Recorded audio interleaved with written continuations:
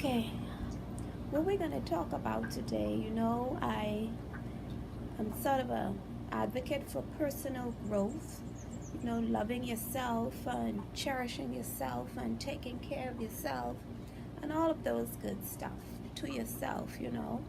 Um, you wouldn't be able to do it, or you wouldn't be able to help somebody else if you basically don't know how to help yourself. Okay, so first of all, it has to start with you.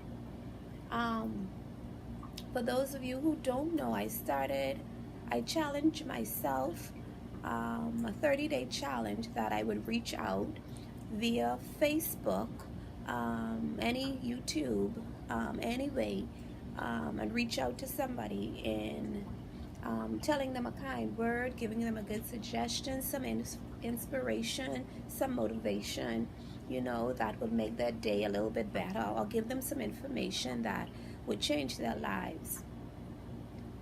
But what I'm going to talk to you about today is distraction, because I started that and I got distracted.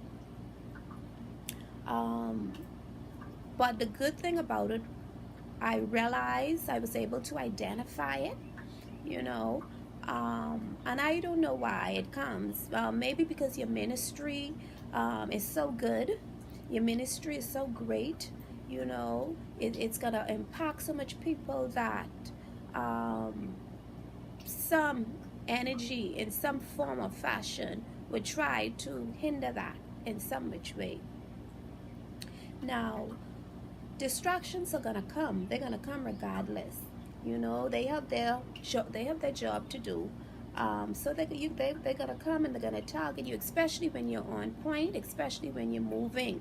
There's a saying that goes, dogs don't bark at parked cars, only when it's moving. And that's so true, because once you're moving, once you're progressing, you're gonna have distraction come your way. Nothing worthwhile is gonna come easy, but you need to be able to identify it, because until you can identify your distraction, you're able to annihilate it, you're able to maneuver it, you're able to move it, you're able to stop it, okay, so that it wouldn't hinder your progress in any which way.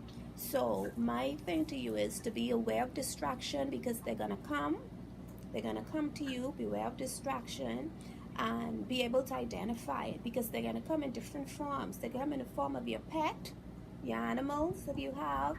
They're gonna come in the form of your family members. They're gonna come in the form of your husband. They're gonna come in the form of your friends. They're gonna come. I'm not saying to avoid them.